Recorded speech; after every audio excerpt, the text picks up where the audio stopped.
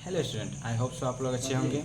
तो आज हम लोग का टॉपिक है आर्टिकल। आज हम लोग आर्टिकल के बारे में कुछ सीखेंगे और कुछ मैंने आर्टिकल को यहाँ डिफाइन कर दिया है और कुछ नई बातों को हम लोग मौखिक के तौर पर आप लोगों को बताएंगे। सो आइए हम लोग जानते हैं। हम लोग का पहला टॉपिक है पार्ट 1 में है जो यूनियन एंड स्टेटी के बारे में डिफाइन किया गया है, जिसके बारे में हमने आर्टिकल 1 से 5 तक या आर्टिकल 1 से 4 तक हम सीखेंगे, जिसमें से आर्टिकल 1, 2, 3, 4 को हमने यहाँ डिफाइन कर दिया है। आइए एक एक करके समझते हैं।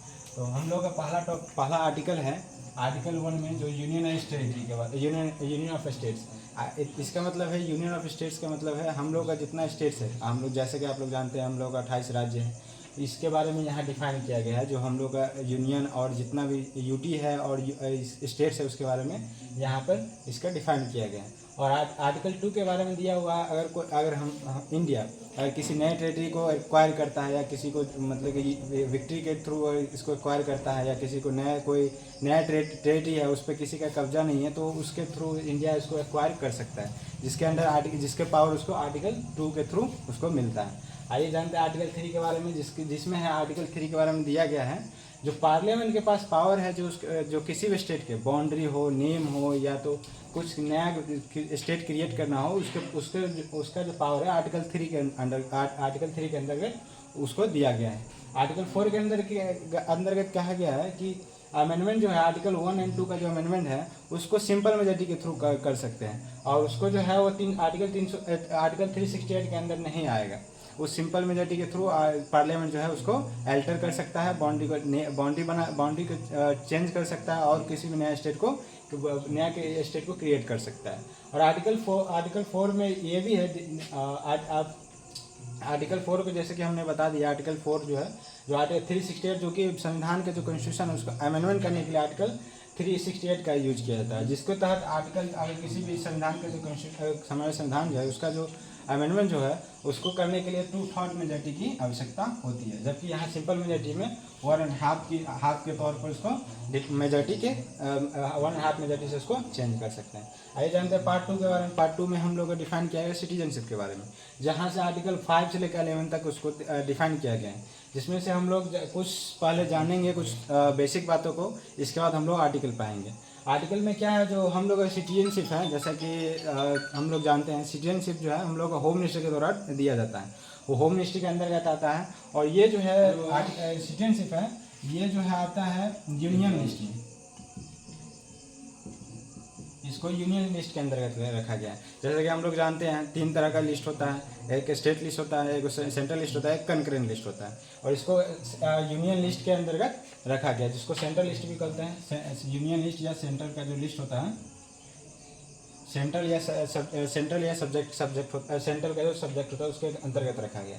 अब सिटीजनशिप जो है उसको 3 तरह का राइट दिया गया है। जैसे इंडिया का जो सिटीजनशिप है उसको 3 तरह का राइट दिया गया है। पहला इकोनॉमी राइट है और पॉलिटिकल राइट है और फंडामेंटल राइट है। इकोनॉमी राइट हो गया जैसे इमूवेबल प्रॉपर्टी का खरीद बिक्री करने का उसको राइट है। फॉरेनर को जैसे कि हम लोग जो फॉरेनर है और जो वीज़ा के थ्रू OCI हो गया, ओवर द सी पर्सन जो हो गया उसके पास ये राइट नहीं होता है। यहाँ पर जो इंडियन का सिटीजन है उसके पास राइट होता है इमूवेबल प्रॉपर्टी का।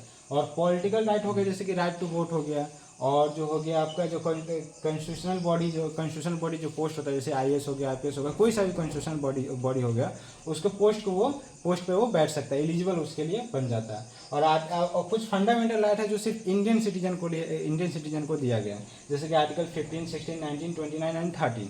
और इसके अलावा जितने भी बच गए सारे लोगों को जितने भी पर्सन है उसको राइट को दिया गया है। और इसके बाद यहाँ दिया हुआ है जैसे कि हम लोग जानते हैं जो इंडिया है इंडिया में हम लोग दो तरह के लोग रहते हैं, इंडियन भी रहते हैं और कुछ फॉरेनर भी रहते हैं। इंडियन फॉरेनर में हो गया कुछ रिफ्यूजी भी रहते हैं, रिफ्यूजी में जो इलीगल होते हैं कुछ इनलीगल होते हैं। लीगल में आ गया लीगल में जो आ गया जो पासपोर्ट के थ्रू आते हैं या इलीगल के थ्रू वीज़ा के थ्रू यहाँ विजिट करते हैं। और इलीगल में हो गया जैसे कि कोई क्रॉस बॉर्डर करके यहाँ इलीगल के थ्रू आते हैं, या तो स्टेटलेस पर्सन जो हो गया रिफ्यूजी, सपोज रिफ्यूजी हो गया उसको यहाँ वो हो गया इलीगल पर्सन जो उस इंडिया में रह रहे हैं।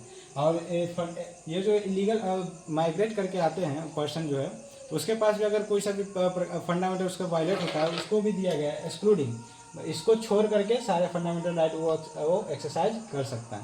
और आइए जानते हैं इसके बाद हम लोग कुछ आर्टिकल के बारे में जो 5 से 11 तक डिफाइन किया गया है। जैसे कि आर्टिकल 5 में लिखा गया है जो at the time of the commission of the constitution, जो वह पर्सन जो कॉन्स्टिट्यूशन के बनने से पहले इंडिया में रह गए थे उसको सिटीजनशिप आर्टिकल 5 के थ्रू ग्रांट किया गया है। और आर्टिकल 6 में दिया गया है पर वो पर्सन जो पाकिस्तान में 19 जुलाई 1948 से पहले चला गया है।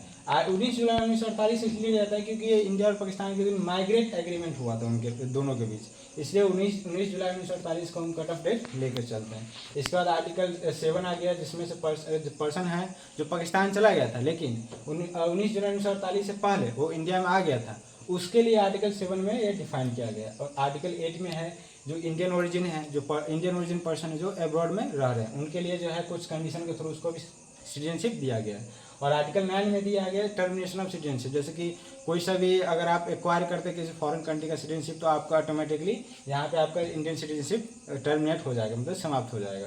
और आर्टिकल 10 में दिया गया continuation of the country citizenship, जैसे कि सिटीजनशिप कब तक कंटिन्यू रहेगा वो आर्टिकल 10 में दिया गया है।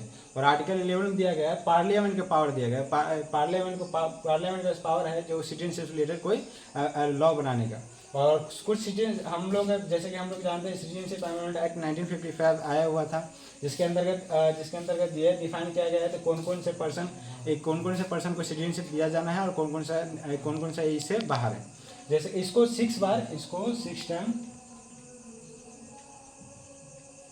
6 टाइम अमेंड किया गया है। एक बार किया गया था 1986 में, 1992 में और 2003 में और 2005 और 2015 और 2019 में। करंटली 2019 में इसको अमेंडमेंट किया गया था जो अभी तक कंटिन्यू है। और इसके आगे हम कल पढ़ेंगे। Thank you for watching this video.